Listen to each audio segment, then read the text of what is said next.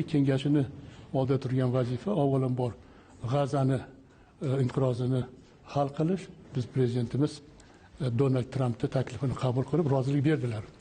Savol tug'iladi, biz nima uchun bu tashabbusni qo'llab-quvvatladik? Birinchidan, xavfsizlik nuqtai nazaridan albatta bizning manfaatlarimiz bor.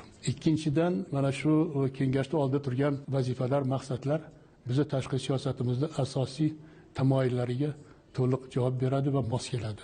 Uchinchidan, haqiqatdan ham bu mintaqada bizning juda jiddiy hayotiy manfaatlarimiz bor. Qisqagina bitta misol keltirmoqchi edim. Bir necha yil oldin bizning muhtaram prezidentimiz mana shu oqilona siyosatni amalga oshirib, juda katta maxsus e'tibor berdilar Yaqin Sharqdagi jarayonlarga. Biz uchun eng xavfli jarayon shundan iborat bo'ldiki, Markaziy Osiyodan, hattoki O'zbekistondan bir necha guruhlar fuqarolarimiz mana shu Yaqin Sharqqa ketib, har xil ekstremist oqimlarga, tashkilotlarga, guruhlarga qo'shilib, keyin O'zbekistonga qaytib kelib, biz uchun muammo tug'dirishga harakat qilmoqchi ham bo'lgan.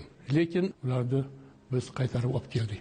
Qaytarib olib kelgandan keyin ijtimoiy yangi hayotga kiritish uchun sharoitlar yaratib berildi. Mana shunday mehribonlik Birlashgan Millatlar Tashkilotining rahbariyati tomonidan juda yuqori baholandi va bularning gapiga qaraganda prezidentimizning siyosati butun dunyoda namuna bo'lishi mumkin. Mana shuning uchun biz aytishimiz mumkin, O'zbekistonda ana shu mintaqada boshqa davlatlar bilan manfaatlari bor va bu manfaatdorlik yana shundan iboratki, avvalambor o'zimizning xavfsizligimizni ta'minlash.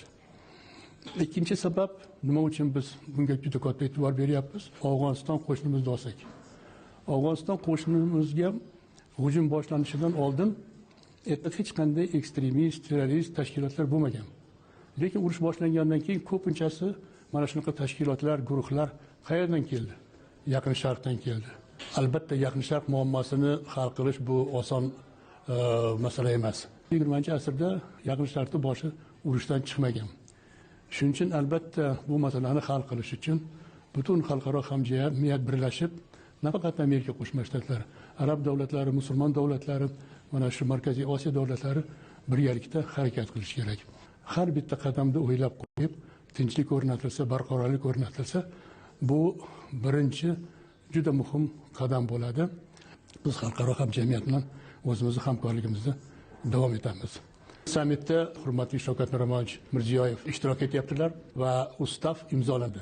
Bu juda muhim siyosiy tadbir va bir tomondan, ikkinchidan O'zbekistonga bildirilgan ishonch, hurmat, izzat va O'zbekistonning xalqaro maydonda jiddiy ishtirokchiligini tan olish bo'ladi.